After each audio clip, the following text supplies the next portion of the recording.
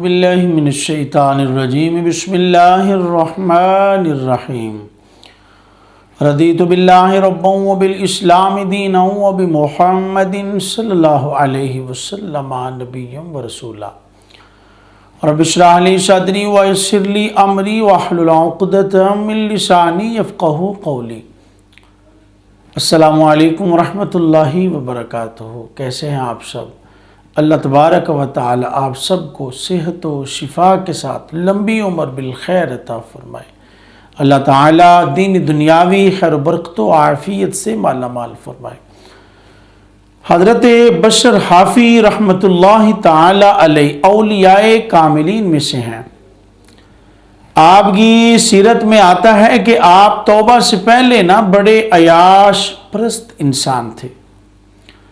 آپ بڑے آزادانہ خیالات کے مالک تھے۔ عواش لوگوں کے پاس بیٹھنا آپ کا معمول تھا۔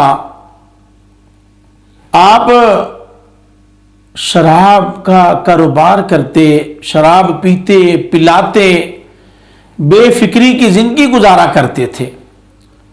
اللہ تبارک و تعالیٰ کی بارگاہ سے بڑے دور تھے، نافرمانی کی زندگی گزارتے تھے۔ ایک روز ایسے ہوا کہ آپ رحمت اللہ تعالی علیہ جب نشے کی حالت میں نکلتے ہیں تو تھوڑا آگے گئے تو دیکھا کہ ایک کاغذ کا ٹکڑا ایک گندگی کے ڈھیر پر پڑا ہوا ہے۔ آپ فوراً جھکے، اس کو اٹھایا، صاف کیا۔ کیا دیکھا کہ اس کاغذ کے ٹکڑے پر قرآن پاک کی ایک آیت لکھی ہوئی ہے۔ آپ رحمت اللہ تعالی علیہ نے اس کاغذ کے ٹکڑے کو صاف کیا، خوشبو لگائی اور اسے بلند مقام پر رکھا، اور بلند مقام پر رکھ کر آپ نے اس کاغذ کے ٹکڑے کو مخاطب کیا اور عرض کی کہ تیرا وہ مقام نہیں، تیرا یہ مقام ہے۔ اللہ اکبر۔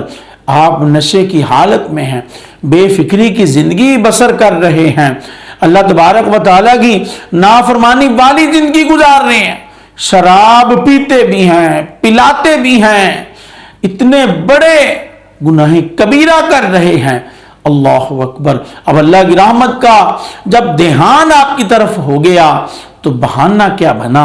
آپ نشے کی حالت میں جا رہے ہیں، دیکھا کاغذ کا ٹکڑا پڑا ہوا ہے، اس کو صاف کیا، اس ڈھیر سے اٹھایا، صاف کیا، خوشبو لگائی، بلند مقام پر رکھا اور مخاطب ہوئے، عرض کی تیرا یہ مقام ہے، تیرا وہ مقام نہیں، تیرا یہ مقام ہے۔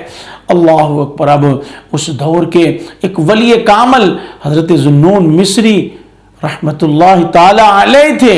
اللہ تبارک تعالیٰ کی بارگاہ سے آپ کو القاء ہوا، اللہ کی بارگاہ سے حکم ملا کہ آپ بغداد جائیں اور جا کر بشر حافی سے ملاقات کریں، اسے سینے سے لگائیں اور اسے ہمارا پیغام سنائیں۔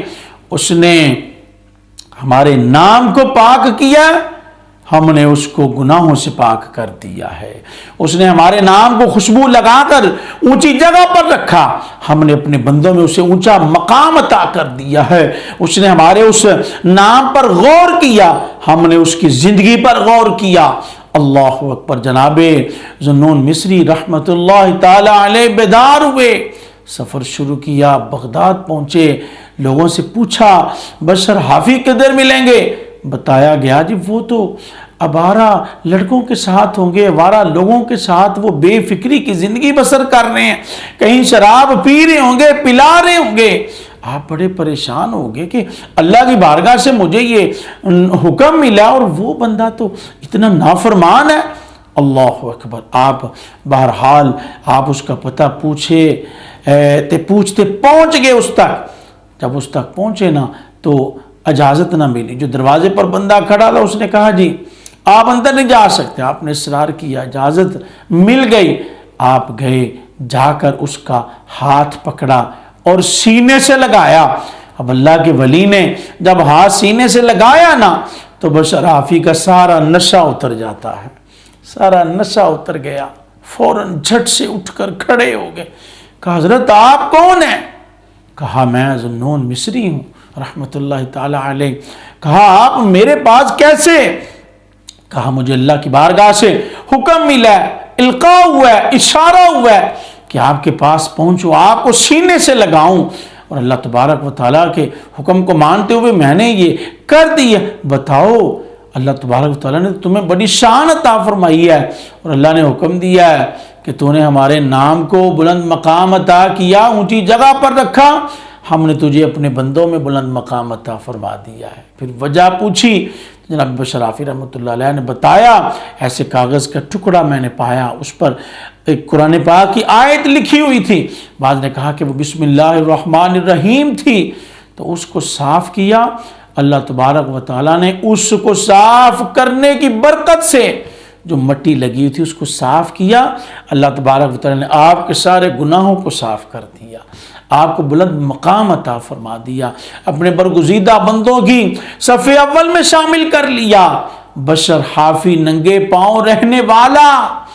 آپ نے پھر یہ مقام اور مرتبہ پایا قرآن پاک کی ایک آیت کے ادب سے، آپ کی زندگی بدل گئی، آپ کی تقدیر بدل گئی، آپ کا جو نیا موڑ تھا نا، زندگی کا نیا آغاز ہو گیا۔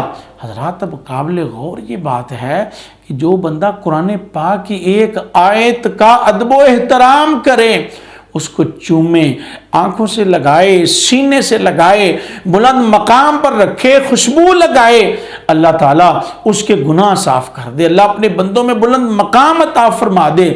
کیا جی؟ کیا ہے؟ قرآن پاک کی ایک آیت کا ادب کیا، احترام کیا، صاف کیا۔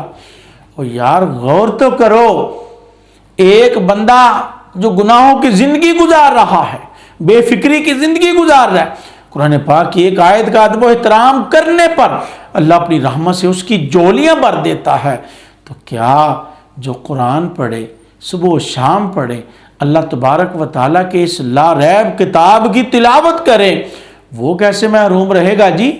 بالکل محروم نہیں رہے گا۔ آئیں قرآن کے ساتھ جڑ جائیں۔ اب یہاں پر نا ایک یہ بھی سبق لیں کہ ہمارے یہاں نا دائیں بائیں بڑے اوراق پڑے ہوتے ہیں جن پر نا کچھ لکھا ہوتا ہے، کوثر لکھا ہوتا ہے، یا کچھ ایسی کوئی ہم غور نہیں کرتے، اللہ رسول کا نام لکھا ہوتا ہے، قلبہ لکھا ہوتا ہے، تو بعض احباب نا اس کو شاید اٹھانے میں نا وہ آر محسوس کرتے ہیں۔ نہ بھائی ادھر دیکھیں، اللہ نے بشر آفی کے سارے گناہ بخش دیے، اور پھر اولیاء کاملین میں شامل، اپنے دوستوں میں شامل کر لیا۔ ادب و احترام کی وجہ سے کیا ہم ادب کریں گے؟ یہ کیسی شرم ہے جی، یہ تو اعزاز ہے، ادھر بھی ملا، ہمیں بھی انشاءاللہ ملے گا۔ تو اس لیے یہ بھی گزارش ہے کہ آپ اپنے دائیں بائیں ماحول کو صاف ستھرا رکھیں، دیکھیں کوئی کاغذ کا ٹکڑا اگر ملتا ہے نا تو فوراً اس کو اٹھائیں، اس کو بلند مقام پر رکھیں۔ اللہ عمل کی توفیق سے مالا مال فرمائے، آمین وما علیہ الا البلاغ المبین۔